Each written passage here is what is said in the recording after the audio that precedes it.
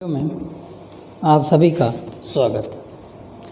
आज हम जो टॉपिक आपके सामने लेकर आए हैं, टॉपिक आपका वही एक्सरसाइज 6.2 है, क्वेश्चन नंबर 6 है। इस क्वेश्चन नंबर 6 में इस तरह का फिगर आपका बना हुआ है, ठीक है। क्वेश्चन नंबर 6 में क्या दिया हुआ मैं बोल रहा हूँ, आकृति इसमें OP, OQ और OR स्थित बिंदु AB क्रमशः इस प्रकार हैं, मतलब ये बिंदु इस प्रकार हैं कि AB जो है वो पैरेलल है, मतलब AB जो है समांतर है बेटा PQ के, AB समांतर है बेटा PQ के, और AC समांतर है बेटा AC समांतर है PR के। यदि ऐसा है तो आप सिद्ध कीजिए कि BC और QR भी पैरेलल है। चलिए कोई बात नहीं, उपपत्ति में आते सबसे पहले हम त्रिभुज, इस त्रिभुज को लेते हैं PQO। चलिए त्रिभुज PQO की अगर हम बात करें तो PQO में ये दिया हुआ है कि वह ये,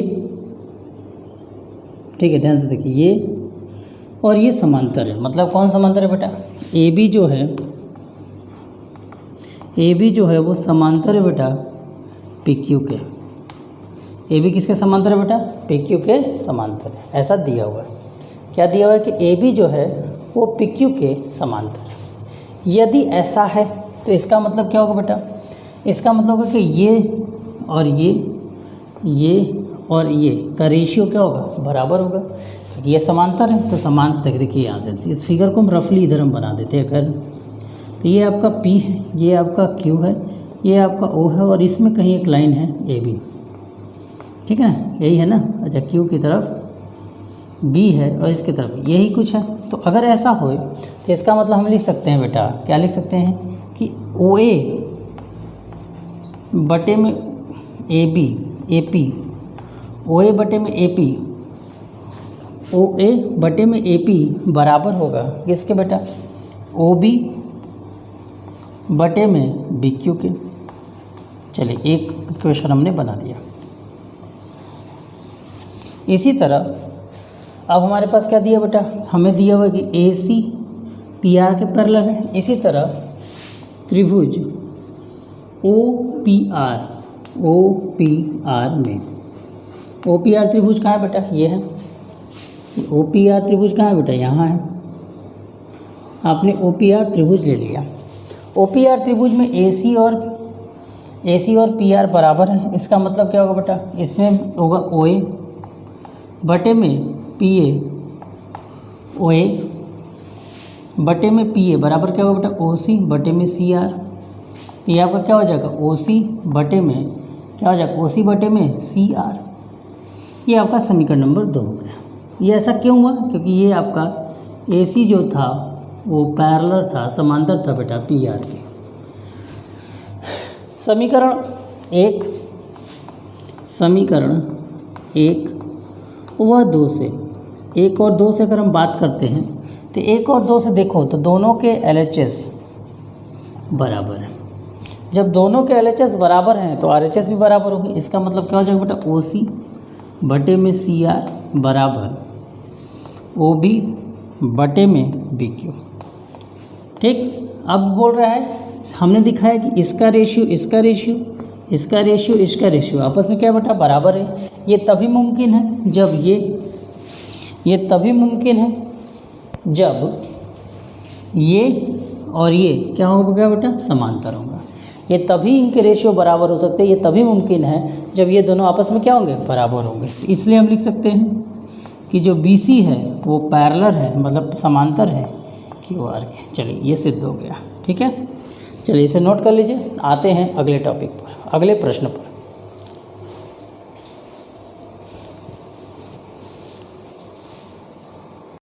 चलिए आते हैं अगले प्रश्न पर, प्रश्न संख्या 7। अब प्रश्न संख्या 7 में क्या बोल रहा है, सुनिए ध्यान से, कि प्रमेय 6.1 का प्रयोग करते हुए सिद्ध कीजिए कि एक त्रिभुज की एक भुजा का मध्य बिंदु। पहले आप एक त्रिभुज बनाइए। सबसे पहले अपने मन से एक त्रिभुज बना लीजिए। इस त्रिभुज का नाम हमने रख दिया A, B और C। फिर कह रहा है कि एक त्रिभुज की एक भुजा के मध्य बिंदु से किसी एक त्रिभुज की भुजा का मध्य बिंदु मतलब मान लीजिए ये जो डी है वो ए बी का मध्य बिंदु है। डी क्या है बेटा? ए बी का मध्य बिंदु। तो हम यहाँ पे लिख दे रहे हैं ज्ञात में क्या ज्ञात है बेटा कि डी ए बी का मध्य बिंदु है। मध्य बिंदु होने का मतलब बेटा कि ए डी और डी बी जो है आपस में बराबर है। इसके बाद क्या बोल रहा है? बिंदु से होकर दूसरी रेखा के समांतर, अब दूसरी रेखा मान लीजिए है, इसके समांतर एक रेखा खींची गई। इस डी से एक समांतर रेखा खींची गई। किसके समांतर खींची गई बेटा? BC के। तो BC के मान लीजिए BC दूसरी भुजा है, दूसरी भुजा के समांतर एक रेखा खींची गई DE। क्या कौन सी रेखा खींची गई बेटा? DE। तो हमने मान लिया इस बिंदु का नाम E है, DE खींची गई। अगर ऐसा आप करते हैं तो दूसरी भुजा के समांतर खींची गई रेखा तीसरी भुजा को समद्विभाजित करती है, मतलब इस भुजा को भी वो समद्विभाजित करेगा। मतलब हमें सिद्ध करना है। क्या सिद्ध करना है? क्या सिद्ध करना भाई बताओ? हमें सिद्ध करना है कि AE जो है बराबर है EC के। चलो ठीक, चलो आप ध्यान से समझने का प्रयास कीजिए। क्या बोल रहा है प्रश्न? प्रश्न यह कह रहा है कि अगर कोई त्रिभुज हो, उस त्रिभुज का कोई एक भुजा का मध्य बिंदु जैसे हमने डी लिया है और वो दूसरी भुजा के समांतर, दूसरी भुजा ये भी हो सकती थी, ये भी हो सकती थी। अगर ये होती तो समांतर ऐसे खींचते। तो दूसरी भुजा के समांतर अगर रेखा खींची जाए तो वो तीसरी भुजा को समद्विभाजित करता है। ये हमें सिद्ध करके दिखाना है। तो चलिए शुरू करते हैं। तो चलिए उपपत्ति पर आइए। चलिए, यदि हम उपपत्ति पर आते हैं, ध्यान समझिएगा, यदि हम उपपत्ति पर आए तो सबसे पहला चीज़ ये दिया हुआ है कि ये और ये समांतर है। तो हम त्रिभुज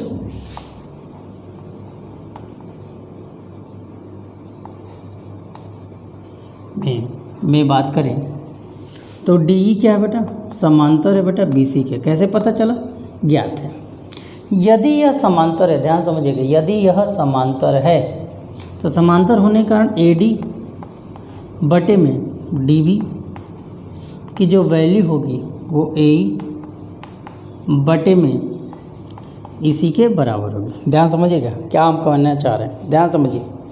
अगर ये पैरेलल है तो ये इसके क्या होगा बेटा? बराबर होगा। किसके द्वारा? थेल्स प्रमेय के द्वारा। ये आपका समीकरण नंबर 1 हो जाता है। या देखिए ध्यान से, चूँकि हमें एक बात पता चला कि चूँकि जो हमें पता चला कि AD की जो वैल्यू है वो DB के बराबर है। कैसे पता चला? ये हमें ज्ञात है, मतलब दिया था हमें, ये हमें प्रश्न में है ना, बोला है ना कि समद्विभाजित करें। जब ये बराबर है तो इसको तुम किसी वर्ग के बराबर x के बराबर मान लो, इस या रहने दो, ज्ञात है।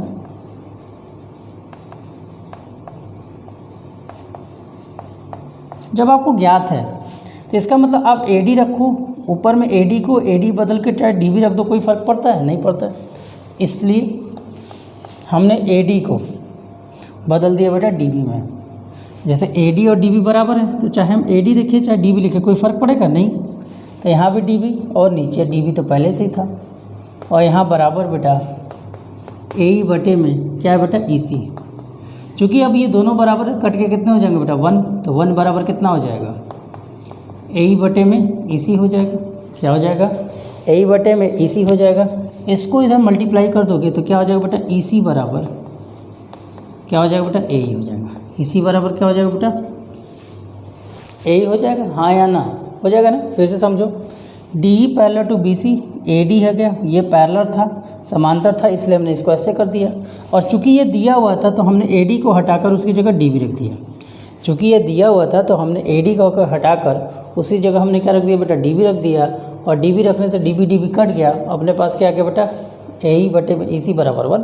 क्रॉस मल्टीप्लिकेशन कर दिया, अपना काम हो गया। चलिए जल्दी से इसे नोट करिए, फिर आते हैं अगले प्रश्न की ओर। हो गया बेटा? चलिए अब प्रश्न संख्या 7 के बाद प्रश्न संख्या 8 की ओर बढ़ते हैं।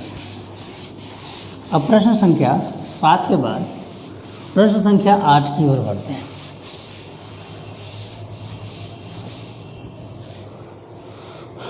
प्रश्न संख्या 7 से प्रश्न संख्या 8 की ओर आइए। क्या बोल रहा है प्रश्न संख्या 8? प्रश्न संख्या 8 कह रहा है कि प्रमेय 6.2 का प्रयोग करते हुए सिद्ध कीजिए किसी एक त्रिभुज की दो भुजाएं के मध्य बिंदुओं को मिलाने वाली, किसी एक त्रिभुज की दो भुजाओं के मध्य बिंदुओं को मिलाने वाली रेखा तीसरी भुजा के समांतर होती है। चलिए, क्या हमें दिया हुआ है? सबसे पहले आपको क्या करना होगा, इस त्रिभुज में क्या दिया कि एक त्रिभुज है, इस त्रिभुज की दो भुजाओं का मध्य बिंदु, मान लीजिए ये आपका ए है, ये आपका बी है और ये आपका सी है। ये आपका क्या बेटा ए है, ये आपका बी है, ये आपका सी है। मान लीजिए ए बी की मध्य बिंदु डी और इसका मध्य बिंदु ई। यदि ये इसका मध्य बिंदु है तो मध्य बिंदुओं को मिलाने वाली रेखा तीसरी भुजा के समांतर होती, ऐसा हमें सिद्ध करना है। चलो, तो हमें ज्ञात क्या है? ज्ञात है, क्या ज्ञात है बेटा? हमें ज्ञात है कि ए डी ठीक बराबर है बेटा किसके? ए डी बराबर है डी बी के, ठीक। और हमें क्या ज्ञात है बेटा? हमें ज्ञात है ए ई बराबर है ई सी के। क्यों बराबर है बेटा? क्योंकि हमें दिया हुआ है कि ये मध्य बिंदु है, ठीक है। तो हमें क्या करना है बेटा? सिद्ध करना है। क्या सिद्ध करना है?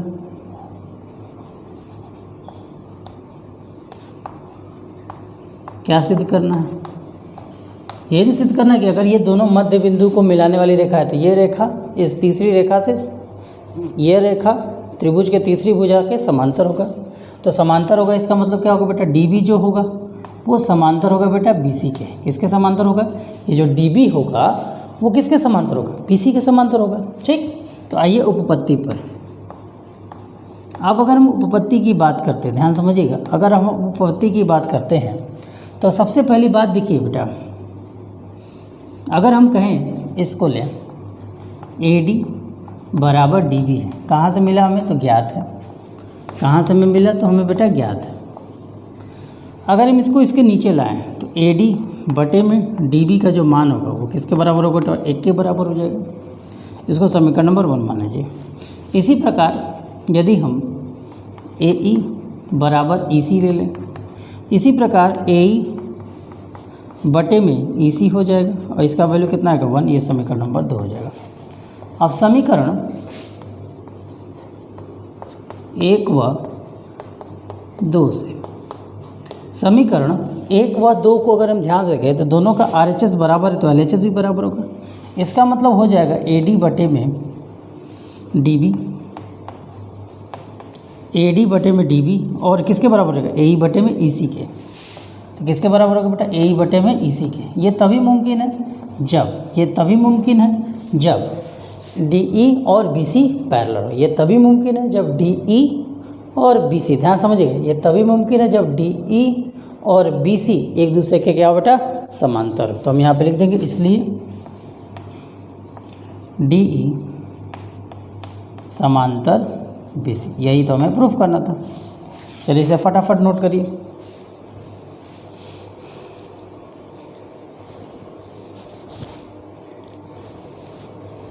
हो गया बेटा?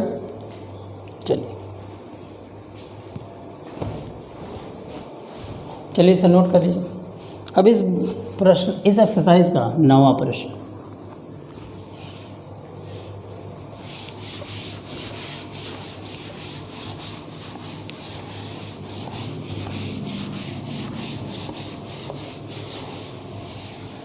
इस एक्सरसाइज का 9वां प्रश्न। अब 9वें प्रश्न पर आते हैं। क्या दिया? ABCD एक समलंब है। समलंब मतलब ABCD एक समलंब हम बना लेते हैं। समलंब का मतलब क्या होता है? दो ऐसा त्रिभुज जिसके दो भुजाएं समांतर होती परंतु दो भुजाएं समांतर नहीं होती। ये मान लीजिए AB हो गया, ये मान लीजिए C हो गया, ये आपका मान लीजिए D हो गया। ये आपका एक आपका A हो गया, एक आपका B हो गया, एक आपका C हो गया और एक आपका D हो गया। चलिए इसके बाद बोल रहा है जिसमें AB और DC, जिसमें AB और CD आपस में बराबर हैं, तो मतलब समांतर है। इसके विकर्ण एक दूसरे को बिंदु ओ पर कहते हैं। विकर्ण मतलब ए से सी को मिलाने वाली लाइन को विकर्ण कहते हैं और डी से इसको मिलाने वाली लाइन कहते हैं। एक दूसरे को ओ पर काटते हैं। कहाँ काटते हैं बेटा? एक दूसरे को ओ पर काटते हैं। यदि ऐसा है, यदि एक दूसरे को ओ पर काटते हैं तो दिखाइए, तो हमें दिखाना है। क्या दिखाना है बेटा? सबसे पहले हमारे पास क्या दिया हुआ है? ये समलंब चतुर्भुज है। समलंब चतुर्भुज है। समलंब चतुर्भुज हमें दिया है कि ए बी जो है हमें ज्ञात है। हमें ज्ञात में क्या दिया हुआ है?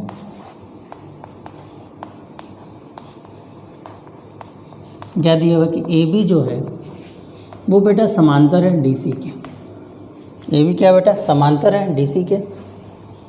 ठीक है, ए बी क्या है बेटा? समांतर है। ए बी समांतर है बेटा डी सी के। दूसरा कुछ ज्ञात है? नहीं। चलिए अब हमें सिद्ध करना है। क्या सिद्ध करना है बेटा?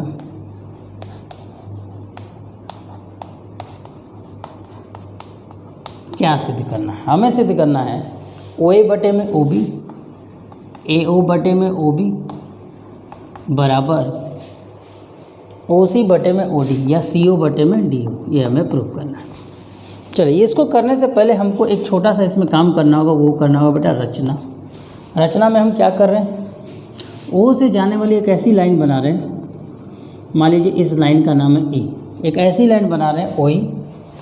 ओ ई को हमने समांतर ए बी के कर दिया। यदि ए बी के समांतर हो गया तो ऑटोमेटिकली जो ओ ई होगा वो किसके समांतर हो जाएगा बेटा? ऑटोमेटिकली जो होगा ओ बी जो होगा वो डी सी डी के भी समांतर हो जाएगा। हो जाएगा कि नहीं हो जाएगा? उपपत्ति समझने का प्रयास कीजिए। जब दो लोग आपस में समांतर हैं तो अगर ये इसके समांतर हो गया तो इसके भी समांतर होगा। ठीक, चलिए अब आते हैं उपपत्ति में। चलिए उपपत्ति में ध्यान से देखो। अब हम कुछ देर के लिए इसको और इसको इरेज कर देते हैं। सिर्फ इसको भी इरेज करते हैं, इसको भी इरेज करते हैं। सिर्फ अब हम इस त्रिभुज की बात, त्रिभुज ए डी सी की बात कर रहे हैं। यदि हम त्रिभुज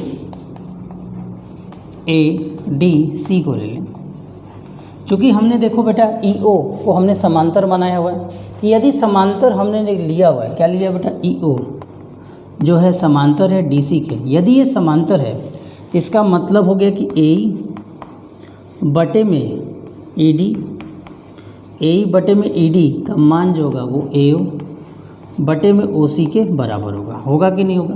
बोलो, होगा ना, क्योंकि थेल्स थ्योरम, थेल्स प्रमेय के द्वारा। अब आओ, अब इसको जैसे था वैसे बना दो। ठीक, अब इसी तरह जैसे हमने इधर मिटा रहा है, अब हम इधर मिटाने जा रहे हैं। ऐसे ये लाइन और ये लाइन। अब अपने पास त्रिभुज कौन सा बन गया बेटा? त्रिभुज, त्रिभुज ए डी बी। त्रिभुज ए डी बी में, ए डी बी में बात करें तो ई ओ जो है बेटा वो किसके बेटा? समांतर है। ई ओ समांतर है किसके बेटा? ए बी के। ई ओ समांतर है किसके बेटा? ए बी के। समांतर होने के कारण इसके बटे इसका, इसके बटे ये बराबर हो जाएगा। तो इसी तरह ए ई बटे में ई डी बराबर हो जाएगा बेटा ओ बी बटे में ओ डी के। हो जाएगा कि नहीं हो जाएगा? बोलो। अगर ये समांतर है तो ये बटा ये बटा ये बराबर होगा। चलिए फिगर को अपना फिर से कंप्लीट कर लेते हैं। ठीक है बेटा, जब बराबर समीकरण 1 और समीकरण 2 को ध्यान से देखो। तो समीकरण 1 व 2 से जब हम समीकरण 1 और समीकरण 2 को ध्यान से देखें तो हमें क्या मिल गया बेटा? ओ ए बटे में ओ सी मिल गया, और यहाँ हमें क्या मिल गया बेटा? ओ बी बटे में ओ डी मिल गया। क्रॉस मल्टीप्लिकेशन करेंगे तो ओ सी उधर चला जाएगा, ओ डी इधर आ जाएगा, तो हमें क्या मिल जाएगा बेटा? ओ ए बटे में ओ बी, और इधर क्या हो जाएगा बेटा? ओ सी बटे में ओ डी। और ये हमें सिद्ध करना था। ठीक, समझ में आया? फिर से समझ लीजिए। अगर ये पैरेलल था तो हमने क्या किया? पहले हमने इस त्रिभुज को लिया, पहले हमने इस त्रिभुज को लिया, इस त्रिभुज को लिया और हमने पहले से रचना की हुई थी। रचना के आधार पर हमारा ये आ गया। फिर हमने क्या किया? फिर हमने इस त्रिभुज को लिया, फिर हमने इस त्रिभुज को लिया। जब हमने इसको लिया तो फिर हमने रचना के आधार पर पैरेलल लिया था, तो ये हो गया। फिर दोनों को बराबर करके हमने इसको सॉल्व कर दिया। ठीक है, चलिए नोट कर लीजिए। अब 10वां क्वेश्चन है, ये एकदम वही है। अब बोल रहे एक समांतर चतुर्भुज के विकर्ण यदि ये इस तरह के काटते हो तो सिद्ध कीजिए कि वो समांतर चतुर्भुज है। अगर ऐसा होगा तो आप सिद्ध कीजिए कि वो समांतर चतुर्भुज है। तो मतलब अब आपको क्या करना है, सीधे जो आपने काम वहाँ से आए अब आप उल्टा चलिएगा, ऐसे जैसे जैसे आप चले हो बस वैसे वैसे आप उल्टा चलते जाइएगा, और उल्टा चलते जाते जाते आपको आंसर आ जाएगा। ठीक है, तो प्रश्न संख्या 10 मैं आपके लिए छोड़ता हूँ। बस आपको क्या करना है, नीचे से ऊपर की ओर चले जाना है। धन्यवाद। ठीक है।